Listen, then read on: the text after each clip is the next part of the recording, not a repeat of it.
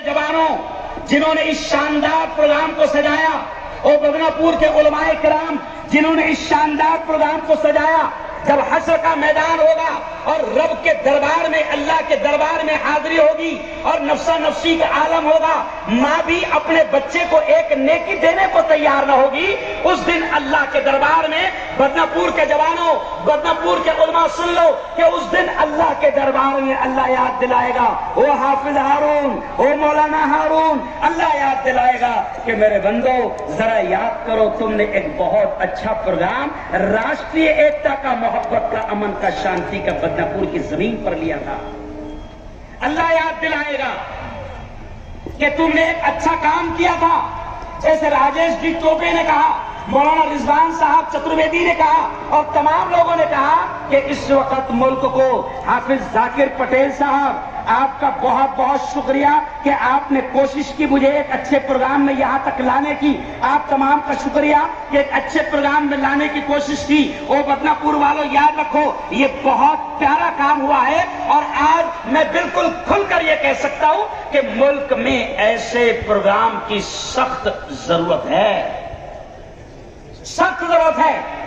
आज मुल्क में नफरतों के सौदागर, नफरतों के पुजारी, नफरती चिंटू इस वक्त मुल्क में माहौल खराब कर रहे हैं, हिंदू मुस्लिम में नफरतें पैदा कर रहे हैं, मंदिरों मस्जिद की घटिया किस्म की राजनीति करके इस प्यारे देश के अमन और शांति वाले माहौल को खराब कर रहे हैं। तो ऐसे वक्त में जरूरत है कि ऐसे प्रोग्राम पूरे मुल्क में, पूरे भारत में लिए जाए। और आज मेरे चैनल जिसको पूरी दुनिया देखती है, बदनापुर वालों सुनो, अमेरिका में, इंग्लैंड में, लंदन में, जापान में, सऊदी में, कतर में और तमाम तरफ जाएगा कि बदनापुर के जवानों ने और बदनापुर के उलमा ने एक इतना शानदार प्रोग्राम जिसका उन्वान है नफरत मिटाओ देश बचाओ, आज बदनापुर में लिया गया।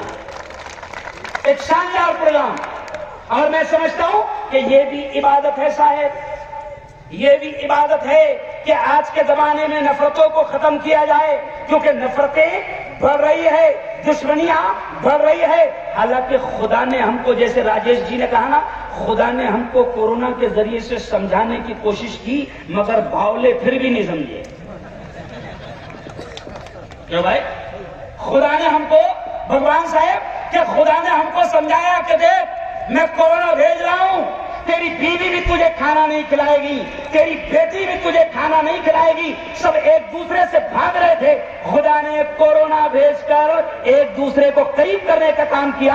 जैसे राजेश टोपे ने कहा, मैं सलाम पेश करता हूं मेरे मुस्लिम जवानों को खासतौर से और मेरे हिंदू जवानों को कि कोरोना में जब बेटा भी मां की लाश के करीब नहीं आ रहा था, बेटा बाप की लाश के करीब नहीं आ रहा था, उस वक्त इन जवानों ने शमशान में पहुंचकर अंतिम संस्कार करने का काम किया।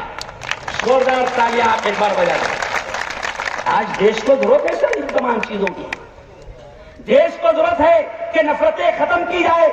हमारे बुजुर्ग हजरत मौलाना अरशद मदनी का एक जुमला मुझे याद आया। सुनो जवानों, मौलाना अरशद मदनी का एक जुमला मुझे याद आया।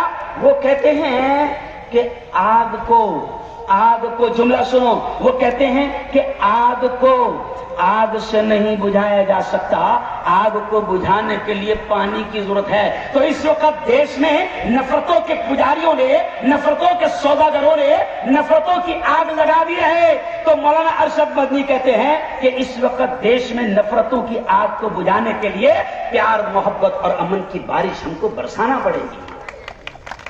हमें एकता का पैगाम देना पड़ेगा। ये बड़ा प्यारा देश है साहेब।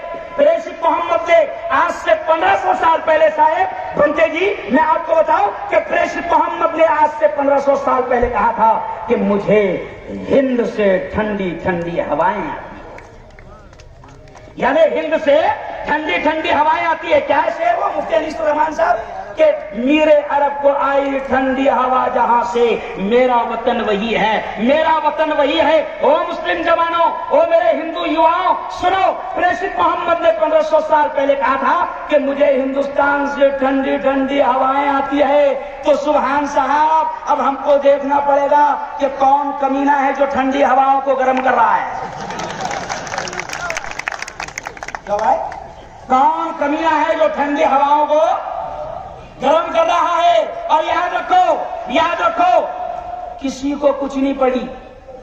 ایک جملہ سن لو, کسی کو کچھ نہیں پڑی.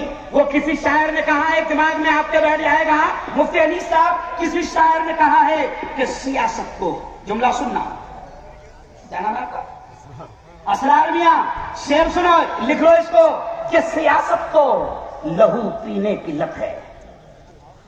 کیا ہے؟ سیاست کو لہو پینے کی لت ہے, نہیں تو ملک میں سب خیریت ہے.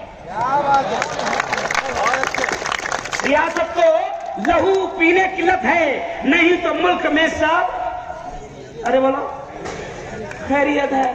تو یہ سیاسی نیتاؤں کو پہچاننا ہوگا. یہ آپ کے دشمن ہے, ہمارے دشمن ہے, ملک کے دشمن ہے. وہ سیاسی نیتا یا وہ میرے جیسا داڑھی والا دھرم گرو بھی اگر نفرتوں کی بات کرتا ہے اور نفرتوں کی پوجا کرتا ہے اور نفرتوں کو پسارتا ہے اور پھیلاتا ہے, تو سمجھ لینا یہ ملک کا بھی غدار ہے اور سماج کا بھی غدار ہے. اس ملک کو بچانے کی ضرورت ہے. اس لیے میں آخری باتیں سمیٹتے ہوئے, کیونکہ میں نے سب کی باتیں سنا اور بھی کچھ اچھے لوگ ہمارے پروکتا باقی ہے, اس لیے میں زیادہ دیر نہیں لوں گا. میں اپنی باتوں کو سمیٹتے کہوں گا کہ جوانوں پہچانو زہریلا سانپ کون ہے. دیکھو مثال کے طور پر یہ جو دکان ہے سامنے, پیچھے مت دیکھو, یہ پیچھے دیکھنے کی وجہ سے مار کھا رہے. مان لو ایک دکان ہے اور دکان میں زہریلا سانپ گھس گیا. غور سے سننا, دکان میں زہریلا سانپ گھس گیا. اب دکان تھی رمیش بھائی کی, اب زہریلا سانپ رمیش کی دکان میں گھسا تو کوئی یہ نہیں دیکھے گا کہ دکان کس کی ہے, رمیش کی ہے.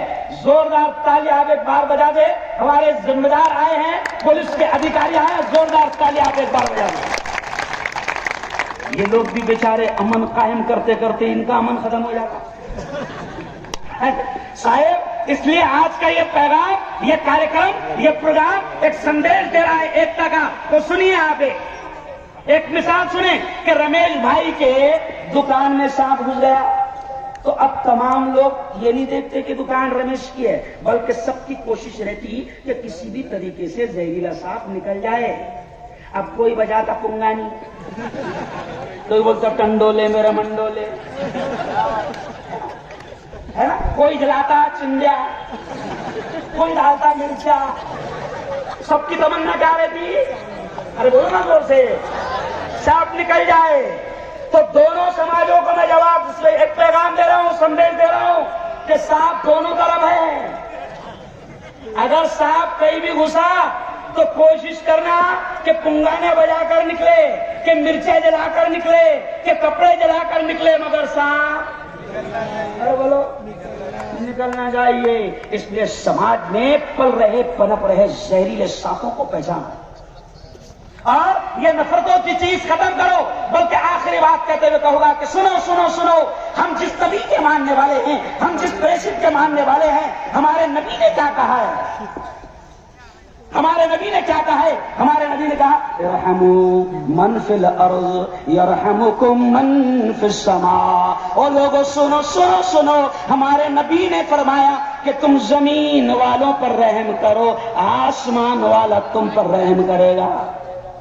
راجیش ٹوپے جی نے حدیث سنا کر گئے, مفتاحی صاحب راجیش ٹوپے جی نے حدیث سنا کر گئے. کیا انہوں نے حدیث سنائی کہ مسلمان وہ ہے کہ جس کا پڑوسی اس کے ہاتھ اور زبان کی تکلیفوں سے محفوظ ہو.